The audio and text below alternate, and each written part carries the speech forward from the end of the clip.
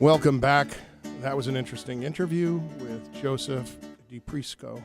And we are here on Saturday night this week because of the New York Mets. I'm not blaming them. I like Saturday nights, and I like this time slot from 8 to 9 p.m. But when you tune in again, don't forget that we are on WOR Radio 710 on your digital dial at 11 o'clock on Sunday nights. We're joined in the studio here now with our producer, Tony Simone, and Matthew. Hey, Rob. Hi, Tony. And Matthew Kochman, Welcome, who has a Matthew. company called Buster. How's it going? Good. So I used to have a show on this very radio station called Tech Hub, and I interviewed many, many people like you. So I'm looking at a little article about you. Uber alum secures $2.7 million for group travel startup Buster. Yeah. Tell me about Buster. Tell us.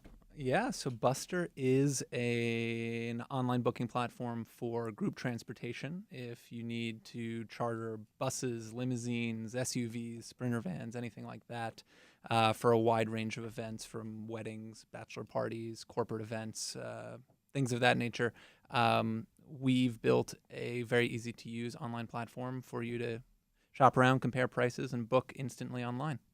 So are you giving us a number of different vendors then? What's unique about this compared to your old brick and mortar old Peter Pan bus company? That's what we have in New York, I think. Yeah. So, I used to run a old school brokerage when I was up at Cornell, when I was a student up there.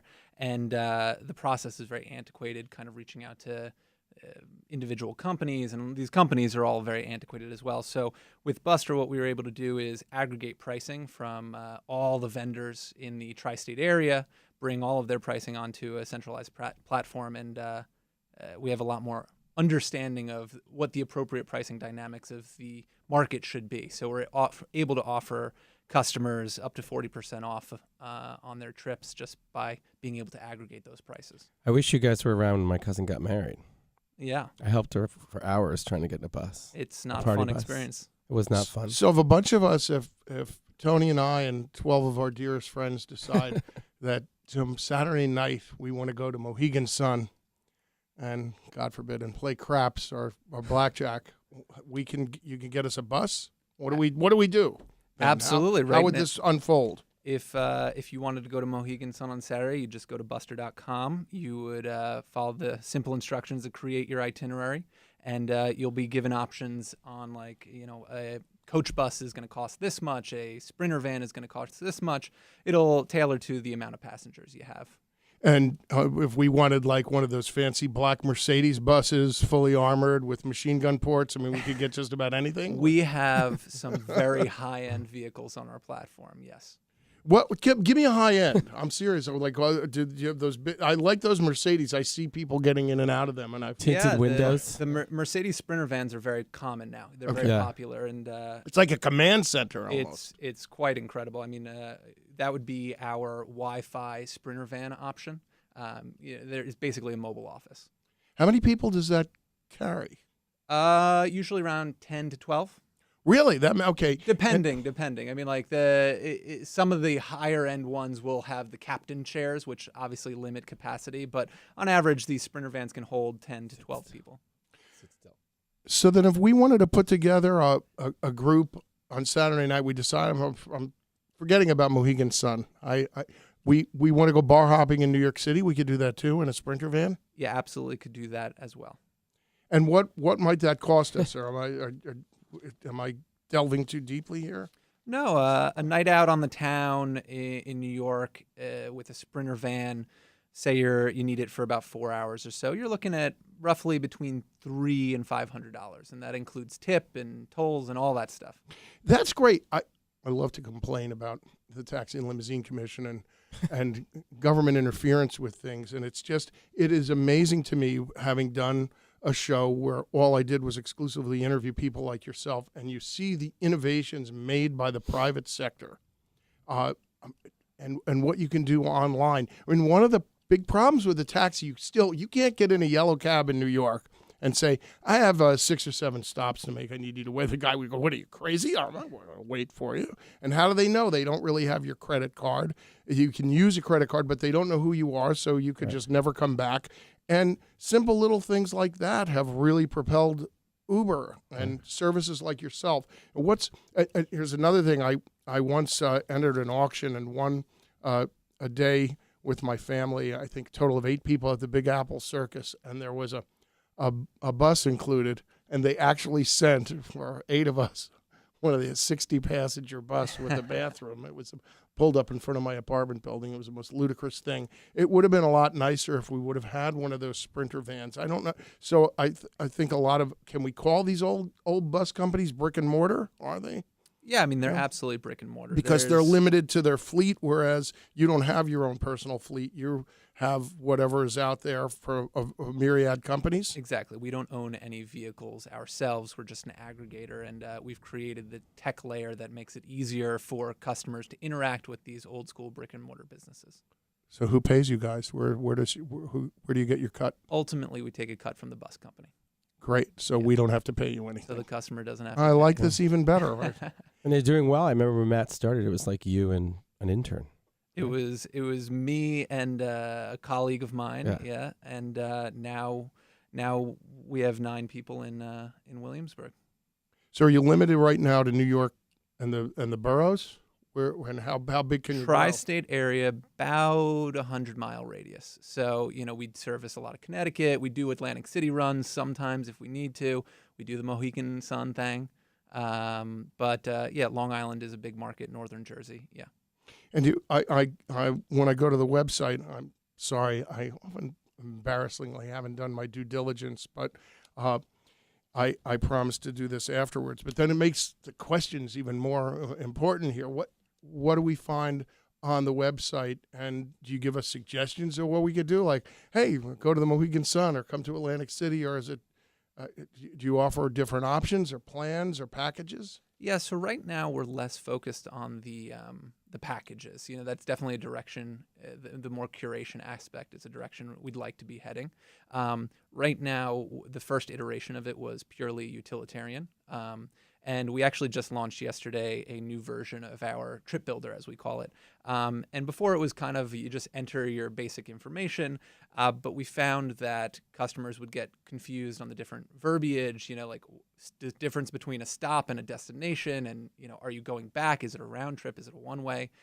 So we recently just launched this more conversational chat functionality. So the product is kind of a more intelligent interaction, so that it's asking you, okay, hey, so you need a bus. How many people are in your group? And then it goes through the steps by each question. What's your first address? All that stuff, and it kind of walks you through so that there's very little confusion now in terms of the information that you need to put into the system to get an accurate quote. Are you tracking the kind of use you get and what people are using this for the most? No. So actually we don't. We talk to the customers. We don't have when they're checking out, they don't say, oh, this is for a prom. So we have a general sense from when we talk to the customers. Right now, weddings are a big market for us, especially as wedding season starts to kick off. Brides, it's one of those things where brides have this need once in a lifetime, hopefully, and or a few times. Or a few times, yeah. But they don't know what to do, and they don't prioritize transportation like they do the venue and book it a year in advance. And then all of a sudden, it's a month before, they're like, oh man, I need a bus. And then they have to start dealing with bus companies in peak season. And so it's never a pleasurable experience. So we found that brides find our product incredibly helpful, along with event planners and wedding planners. It's interesting to see how things have evolved, because I was talking to somebody about this the other day, but I haven't seen a stretch limo, which was like a staple of the 1980s especially. It was like if anything important was happening, you had to get a stretch limo. Going to the theater, it's a big night, stretch limo. Going to a wedding, prom, stretch limo. I don't even know if they exist anymore. They're like dinosaurs. They definitely exist, and the new ones are very, very nice. However, they have been replaced very much by the Sprinter vans. The Sprinter vans are a much more user-friendly vehicle because there's more luggage room, there's more headspace, and you can do a lot more in terms of internal amenities. Give me some internal amenities in a Sprinter van. Oh, internal amenities in Sprinter van. Computers? A lot of them have TVs. A lot of them have the iPod, iPhone hookups. What else do they? They have Wi-Fi. Not many have bathrooms, as they're not big enough for that. But yeah, I mean, those are the primary amenities. The Wi-Fi is the big one. That's the one we get asked for all the time. And where do you see the future with Buster going? Are you going to become a nationwide phenomenon? Or? Yeah, so we're in the process of rolling out nationwide. I think the charter industry is a big industry in the U.S. It's $11.9 billion, and there's a lot of spend there. But for us, I look at the infrastructure that we've aggregated, this group transportation infrastructure, and my question is, how can we use it outside of just traditional charter, whether it be intercity, kind of the Bolt bus and Peter Pan type model, whether it be collaborative routing, creating routes so there's no easy way to get to Fire Island. Okay, well, if we get 20 people to say that they want to buy a ticket for a bus, we'll create a route to go to Fire Island. We may be using it this summer. Yeah. You do the same thing with the Hamptons as well? Yeah. So we service the Hamptons, and Hampton Jitney is one of our partners, and yeah, so I mean, I think it's about figuring out ways in which we can get people collaborating on their transportation needs in terms of group vehicles as opposed to individual. I think a lot of people would like the Sprinter van trip to Fire Island or the Hamptons as opposed to just a simple jitney. I traveled on a vacation to Alaska a few years ago, and I always love that in the itinerary there. You'll be picked up by a luxury motor coach. It's a bus. It's still a bus. I don't know, but it sounds nicer when it says luxury motor coach. I would have much preferred spending a few more bucks and getting one of those Sprinter vans. Yeah. Well, don't forget about the school buses. That's our most popular vehicle that we really just because it's economical, and true. It also brings people back to their childhood of riding on a bus and all that. And that could be nightmares for some of us. It depends. I'm just kidding. It depends if you were one of the cool kids or a bully. It reminds me of CYO day camp. Yeah. I never want to do that again. Well, then maybe the school bus isn't for you. So we have a couple of minutes left, so we can't just leave the school bus thing hanging. What is this for, like a bachelor party or something? What? I mean, we've done all sorts of events, from very formal events with people in gowns on school buses to more concert, like a lot of the music festivals, Great. Governor's Ball, stuff like that. We do not to divert from Buster, because we love Buster. Yes, but Matthew, he's can I say Renaissance man when it comes to certainly. startups? You've been in the startup world a long time, and what's the most thing you love about it? Like, what's the challenge about it? Because so many folks I know, I'm definitely dating myself now, of your generation are in this. Everyone wants to be in the startup. Everyone wants to create the next startup.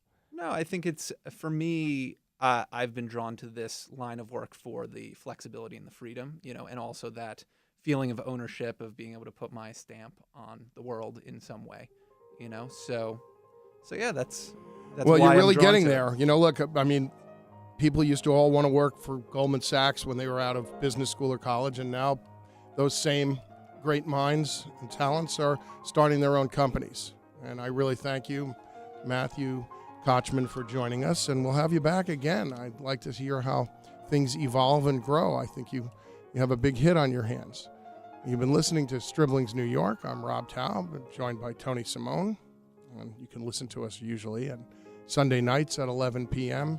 And don't forget to contact Tony at tsimone@stribling.com, TSIMONE@stribling.com, and he will help you buy, rent a home, apartment. Thanks for joining us.